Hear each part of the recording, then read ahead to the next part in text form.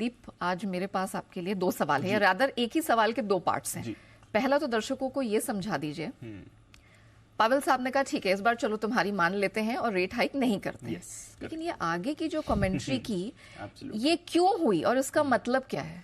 यहीं से थोड़ा आप देख रहे हैं इम्पैक्ट भी बाजार पर आते हुए दिख रहा है, क्योंकि सबने एक्सपेक्ट कर लिया था कि रेट्स नहीं बढ़ेंगे। Exactly. तो वो तो अनुमान मुताबिक रहा, बट आगे एक बार नहीं 2 बार और रेट्स बढ़ने की संभावना है, ये कमेंट्री में क्लियर निकल कर आ रहा है। यानी कि जो करंट रेंज है यहां से ½ % रेट्स और बढ़ सकते हैं और वो भी इसी साल रेट्स बढ़ सकते हैं, ऐसी उन्होंने संभावना जताई है, जिसकी वजह से बाजार का मूड थोड़ा खराब हुआ है, थोड़ी नर्वसनेस बाजार में लौटती हुई दिखी है। तो अच्छी बात यह है कि इस बार रेट्स नहीं बढ़ी और सारे के सारे जो 11 FOMC के मेंबर्स हैं सब इस बार पक्ष में थे कि इस बार रेट्स नहीं बढ़ानी है। तो ये तो सबको दिख गया कि फिलहाल डेटा कह रहा है कि थोड़ा पॉज करते हैं, देखते हैं स्थिति कैसी है और फिर आगे का निर्णय लेते हैं। बट जो आगे के इनके अनुमान आए, जो फेड का डॉट प्लॉट कहते हैं, उसमें मीडियन रेंज जो मौजूदा 5.1% पर है वो बढ़कर 5.6% का इस साल उन्होंने अनुमान जताया। यानी कि 1/4% की 2 बार और, यानी कि ½ % की रेट हाइक्स और इस बार हो सकती हैं। ऑलरेडी हम देख रहे हैं कि बाजार उस पर थोड़ा रिएक्ट आपको करते हुए दिख रहा है। 2-3 चीजें हैं जिसकी वजह से इन्होंने ये फोरकास्ट किया है। हालांकि हाँ, इकोनॉमी अच्छी स्थिति में है, थोड़ा रेट्स जो 5% की रेट बढ़ोतरी हुई है पिछले 15 महीने में, उसका इंपैक्ट भी आते हुए दिख रहा है। बट इन्फ्लेशन अभी भी स्टिकी बना हुआ है और आगे का इनका पाथ इकोनॉमिक सिचुएशन और इन्फ्लेशन पर निर्भर करेगा। तो जो डेटा डिपेंडेंट की बात है वो तो उन्होंने कही, बट 3-4 इंपॉर्टेंट चीजें हैं जो डेटा में भी निकल कर आई और पावेल साहब की कॉमेंट्री में भी आपके लिए निकल कर आ रही हैं।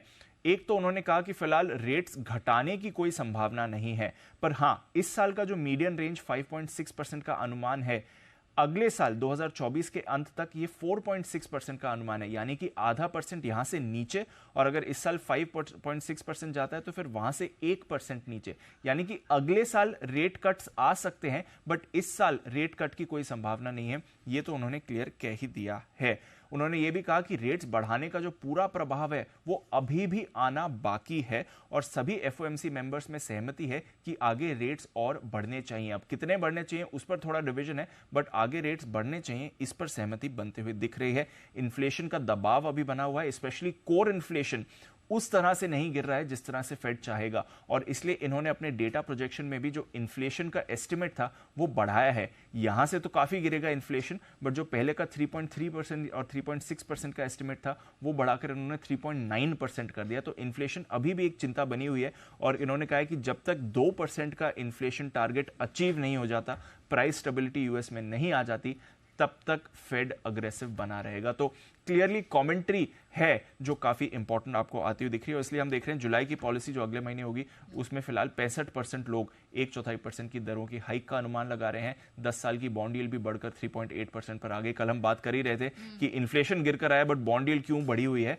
ये आपको बता रहे हैं क्यों बढ़ी हुई है, क्योंकि आगे रेट हाइक्स की अभी भी संभावना है।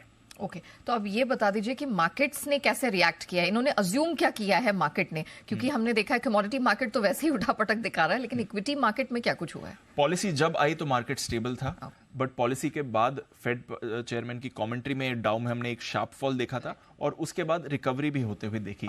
बट हाँ, 6 दिन की डाउ की तेजी का ट्रेंड ब्रेक हो चुका है। कल करीब 230 अंक नीचे फिसला है। हालांकि एंड में जो रिकवरी आई 200 अंकों के निचले स्तरों से रिकवरी लेकर भी डाउ बंद हुआ। नास्डैक और S&P यहां पर कोई परेशानी नहीं है, यहां पर रिकवरी लेकर आप 14 महीने की ऊंचाई के आसपास ट्रेड होते हुए दिख रहे हैं। थोड़ा पॉजिटिव टेरिटरी में थे। कल स्मॉल कैप्स में ज्यादा मुनाफा वसूली हुई है, 1.25% नीचे आपको रसल 2000 आते हुए दिखा है। IT और सेमीकंडक्टर शेयर्स ने बाजार को सहारा दिया है। हालांकि एनर्जी और हेल्थ केयर में आपने कल बिकवाली देखी है।